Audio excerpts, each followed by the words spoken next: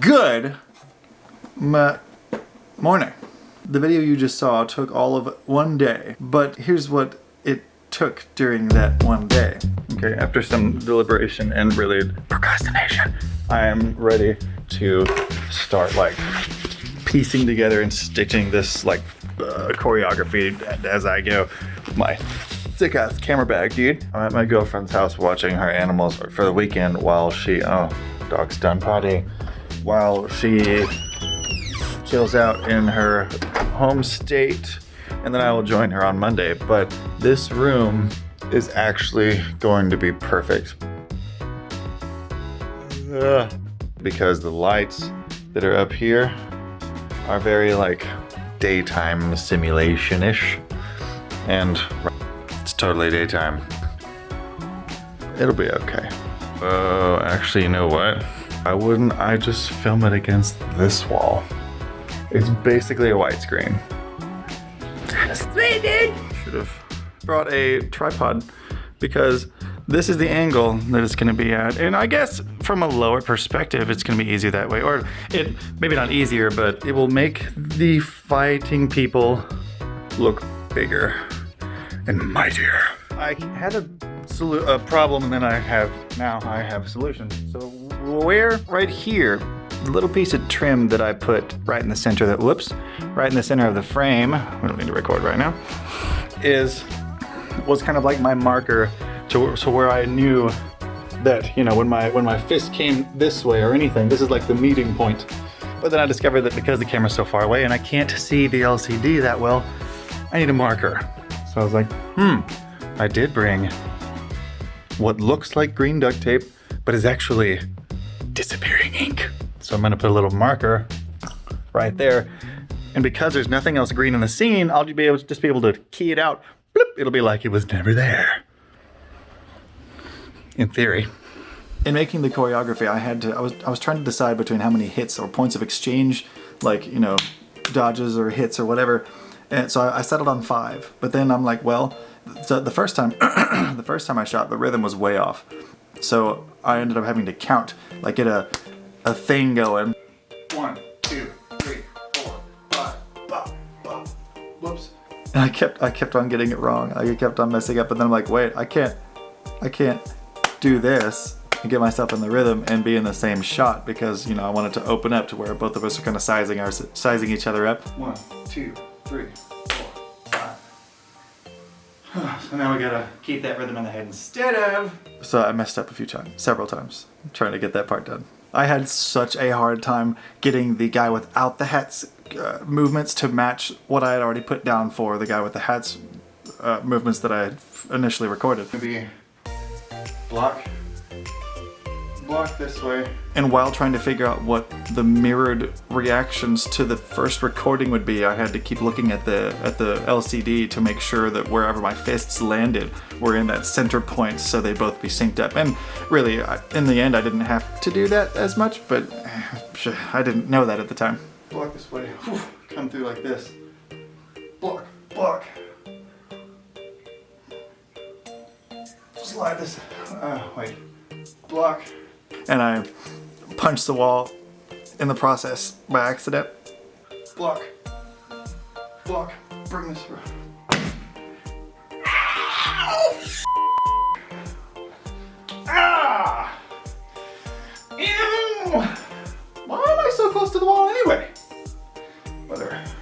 Okay. Choreography, if you even want to call it that, is done. There's 5 different actions. I got the 2 synced up the first time, and then I realized that while recording with a shutter speed of 50 at 24 frames per second, that's the way it's supposed to be to avoid rolling shutter.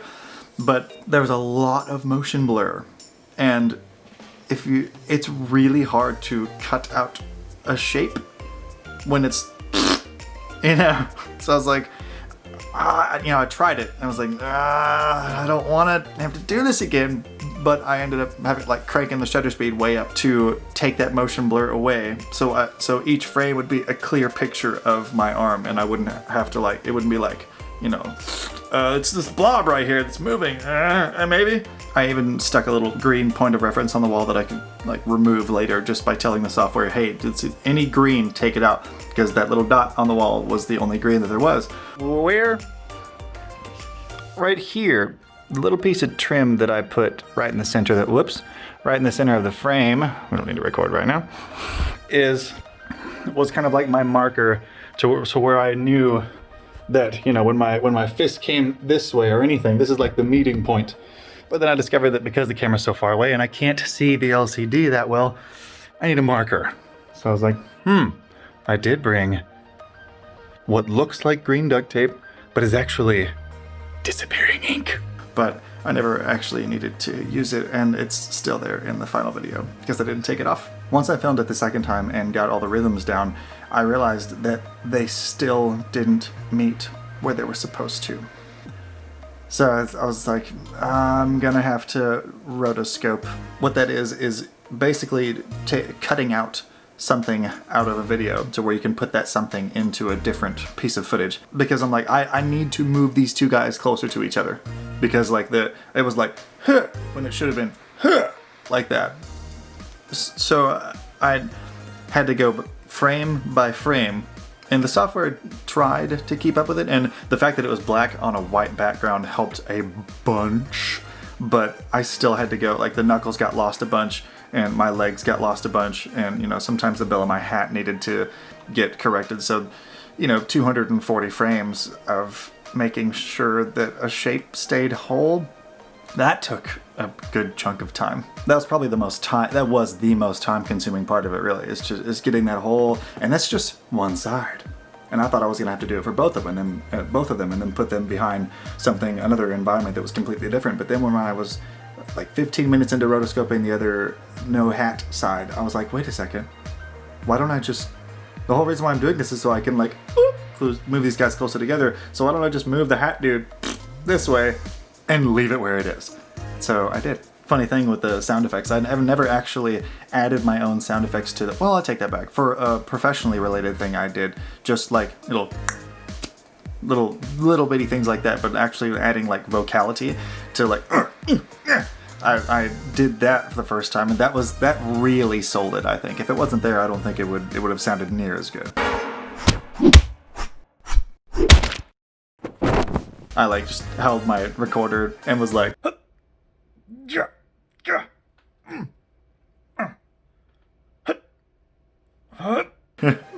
it was fun and funny too, dude. So finally, freaking front facing.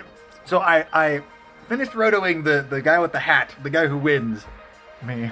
I put it together, and I had put marks on where all the fully extended hits were, so I could like sync it together, and where like the dodges or the blocks or impacts were, just so I could kind of like match them all up together. And I just played it back for the first time, and there will need to be some timing adjustments, but it's going to look so badass. Oh my god, like I've never done anything like this before, and this is so After I got the two pieces of footage matched up and like the right distance from each other and everything, I noticed that the guy without the hat at the last part, when he gets uppercutted, he does that way too early. So, and the other guy with the hat, he comes up too slow. So I had to, apparently when you rotoscope something in After Effects and you stick it somewhere else, and then you start adjusting the time, because I just needed to make him come up from the duck faster and hit him with the uppercut. But if you do that to a rotoscope, it just removes the rotoscoping. So After Effects is like, no, you can't do both things like that at once. So I had to like cut the piece of footage, just the piece that needed to be fast, out, or make that separate after I pre-composed it, which basically turns the piece of footage that was rotoscoped into like its own thing, like clean slate. And then After Effects is like, this is a piece of footage, instead of this is a piece of footage that's been rotoscoped out of the last thing. And I had to like make him come up from that duck really fast, and then to actually like, you know, time it and connect it with the other guy's chin. I also accidentally saved myself a little bit of work, a good bit of work actually, because I got really lucky.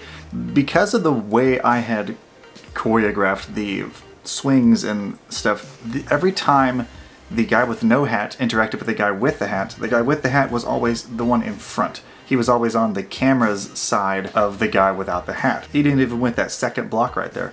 So the only time I needed to cut out part of the guy with the hat is during that last attempted swing where the guy with the hat comes back up. I had to mask out frame by frame that guy's fist crossing in front of the dude's shirt, because otherwise it would have looked like the perception would have been off. Okay, it's finished. Done skis, my dude. And dare I say it, it's pretty badass. It'd be nice if it was like 3 times as long, but still. You try making something like this by yourself, with yourself.